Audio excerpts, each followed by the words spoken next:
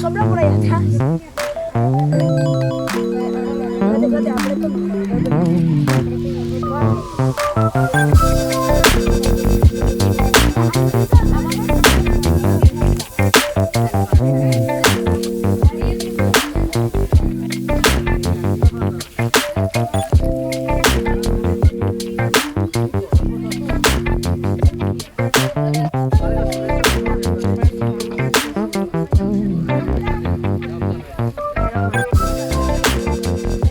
Mira que es la hora ya, casi.